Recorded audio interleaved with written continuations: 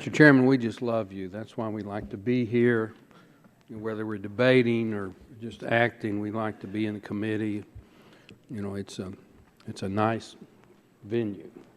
I'm not going to speak the full 5 minutes, Mr. Chairman. I want to just kind of explain what we're doing here. The House and the Senate don't have to do reconciliation, but when we do, it is to reform, change entitlement programs, and because of the rules, you get an instruction and then you report your bill, if you report a bill, to the Budget Committee, and then they package it and send it to the floor where I believe there's an up or down vote with no amendments.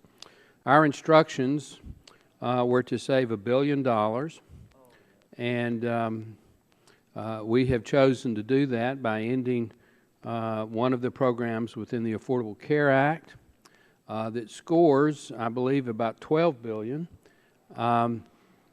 which is more than the budget request, budget instruction, but I think that would be a worthwhile thing to do. So I'm going to support the reconciliation bill on final passage.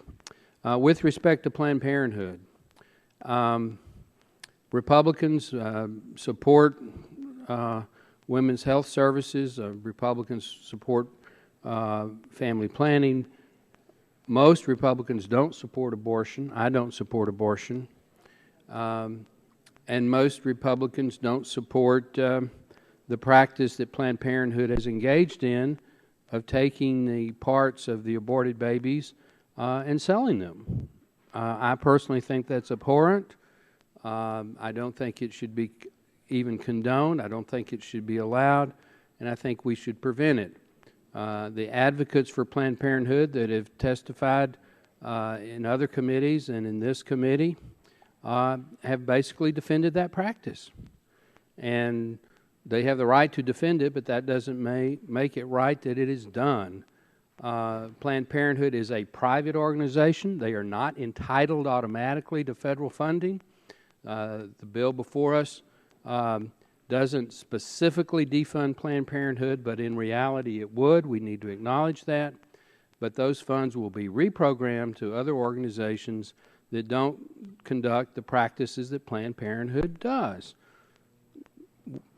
Honorable people can disagree about whether that's a good practice or a bad practice, but it is certainly within the rights of the Congress and of this committee to defund something that the majority of the committee disagrees with. And that's what the bill before us does, so that's why I support it.